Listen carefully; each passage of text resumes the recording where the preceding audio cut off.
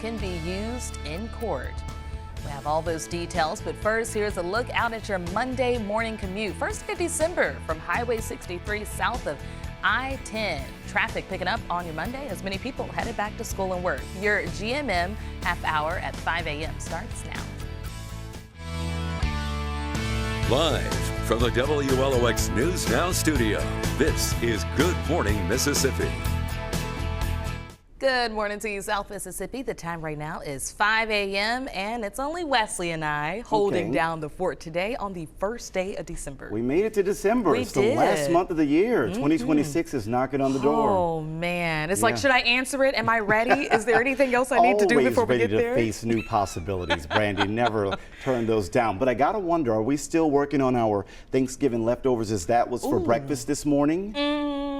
By this time, let's see, Friday, Saturday, Sunday, Monday. Well, this would be the last day if you still have something. After Pretty that, much. throw it out. Yeah, so last call for the tiny little last bit of turkey. Yeah, turkey dressing, whatever you have left. Now, I did throw out my last pie yesterday. Oh, sad times. Well, sweets, time to get back to the gym. We'll have another holiday to have another reason to make more delicious food later this month. Let's take a look at the weather forecast. Wesley, thanks so much for that. So Defense Secretary Pete Hegseth is facing new scrutiny. A report claims that he ordered U.S. forces to kill everyone on board a suspected drug boat, which could be a war crime. Lawmakers in both the House and Senate are now launching investigations into the strike in the Caribbean. Perry Russum has those details.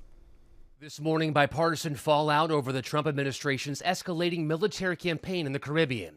The Washington Post reports after U.S. forces carried out a strike in September on a suspected drug boat that left 2 survivors struggling in the water, a second strike was carried out to kill them.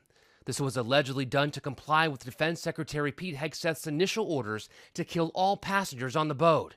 Now lawmakers on both sides of the aisle say Hegseth may have violated international law. This rises to the level of a war crime if it's true. When people want to surrender, you don't kill them, and they have to pose an imminent threat.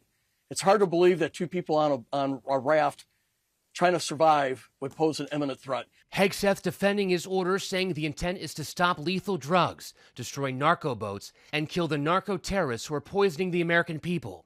Biden coddled terrorists, we kill them. President Trump responding to the report.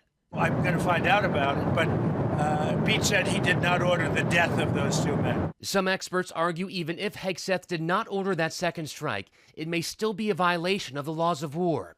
It comes as President Trump escalates his threats against Venezuela, warning all airlines, pilots, drug dealers, and human traffickers, please consider the airspace above and surrounding Venezuela to be closed in its entirety. Venezuela calling that warning a colonialist threat to its sovereignty. Trump was asked whether his airspace comment means strikes against Venezuela are imminent. Don't read anything into it. Trump revealing he has spoken to Venezuelan President Nicolas Maduro, but not sharing details.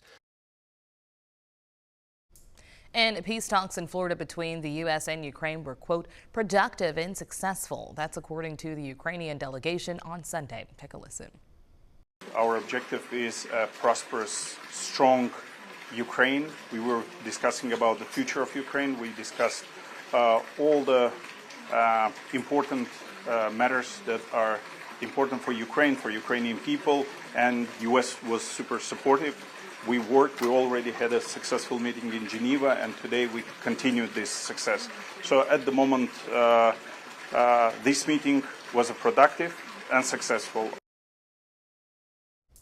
And this morning, Luigi Mangione is set for a court hearing to decide which evidence will be allowed. The 27-year-old has pleaded not guilty to murdering United Healthcare CEO Brian Thompson nearly a year ago in New York. Attorneys for Mangione wanted a judge to throw out evidence, including statements he made to police after his arrest, after the attorneys claimed he wasn't read his Miranda rights until 17 minutes after police started questioning him. His lawyers also claimed the search of a backpack seized during his arrest was illegal, conducted without a warrant.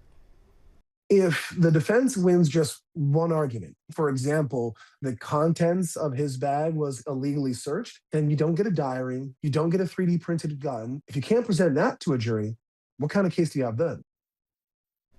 The defense also asking a judge to limit how some of the evidence will be even discussed, including whether the notebook can be called a manifesto, depending on the number of witnesses.